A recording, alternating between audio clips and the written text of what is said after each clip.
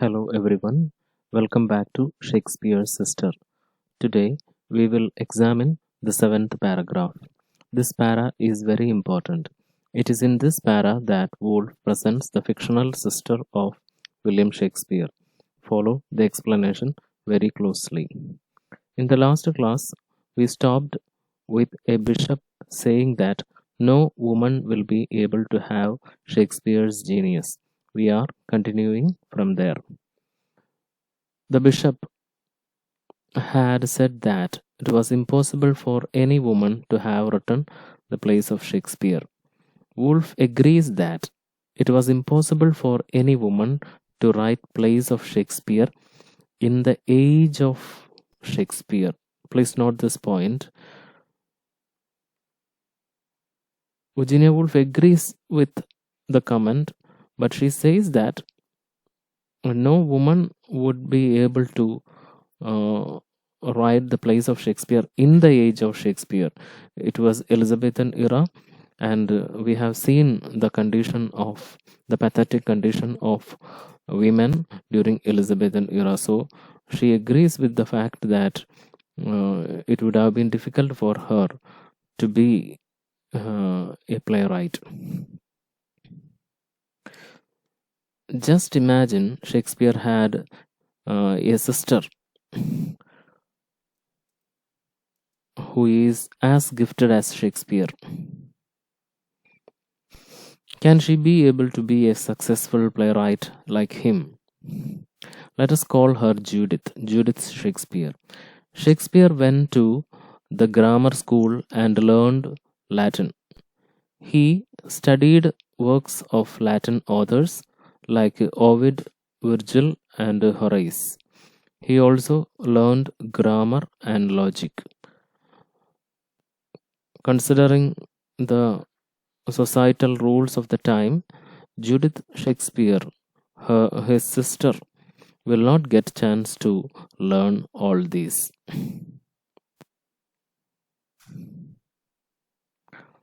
Shakespeare was an adventurous boy. He liked hunting. He fell in love with a woman in the neighborhood, and she gave birth to a child.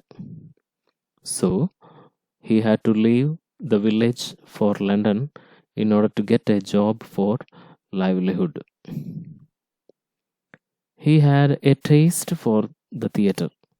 He started as a stable boy in a theatre.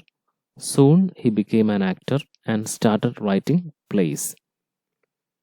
Shakespeare was a very popular man. He made friends with people very easily.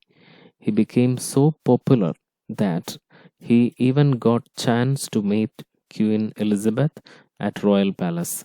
Now imagine what would have happened if his sister had to go through these experiences.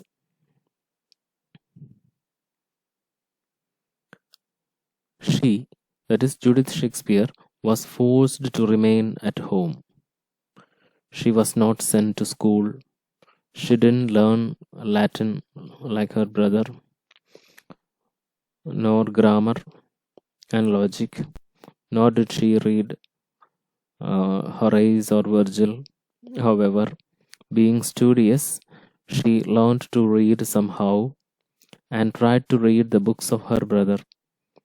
Then her parents said not to waste time reading books and asked her to repair the socks.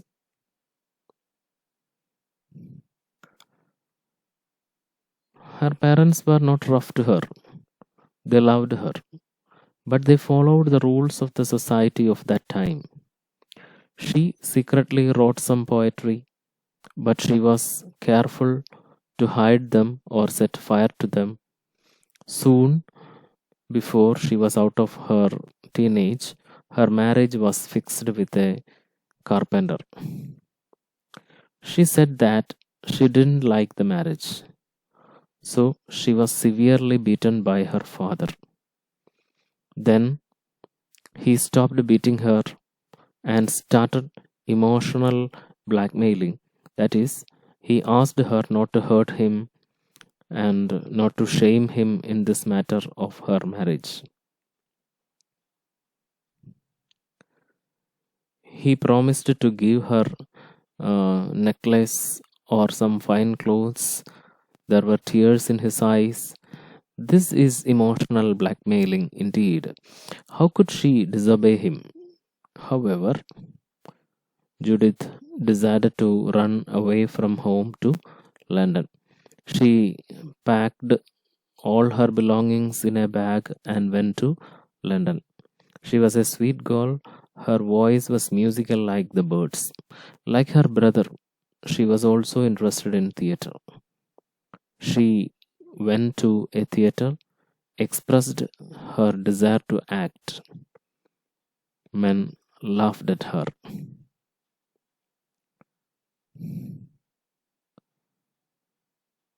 The manager, the manager of the theatre, a man with loose lips, a fat man, laughed aloud. He compared women acting with poodles dancing. Poodle is a type of dog. He said that no woman will be able to be an actress. She will not get proper training. Will she move about in the streets at night like a man? Will she be able to do that? She had a genius for storytelling.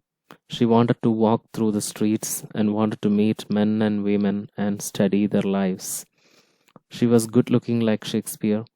Finally, the manager, probably a man by the name Nick Green, took pity on her. She will have to live with him to survive. Any Very soon, she became pregnant and gave birth to his baby. It is really difficult to imagine how a poet's heart suffer when it is trapped in a woman's body. One winter night she committed suicide and she was buried at a crossroad where buses stop now at Elephant and Castle. Elephant and Castle is a junction in South London. So that is the story that is the imaginary story of Shakespeare's sister. Not that Shakespeare's sister really existed. It was only an imagination of Virginia Woolf. She created this character just to compare the life of man and woman at a particular era, Elizabethan era. Shakespeare had many privileges. Shakespeare was allowed to go to school, study Latin, study classical writers, but she was not able to do so. And she had to run away from the home in order to escape a marriage which she didn't like. Just like Shakespeare, she went to a theater and wanted to be an actress, just like he wanted to be an actor, but she was ridiculed by everyone, and she had to live with the manager, and she gave birth to a baby, and finally, with all her desires, all her uh, aspirations shattered, she committed suicide, and her body is buried somewhere somewhere at a crossroad in London. So, with such a uh, such an imaginary writing, Virginia Woolf proves that the lives of men and women were quite different. So we are stopping here. I will show you some pictures. This is the image of the Globe Theatre where Shakespeare worked, and this is the house where Shakespeare was born at Stratford upon Avon. And this is the theatre drama performed on stage, and you can see that the seating arrangement and the stage is quite different from what we are familiar with here. So we are stopping here. Thank you.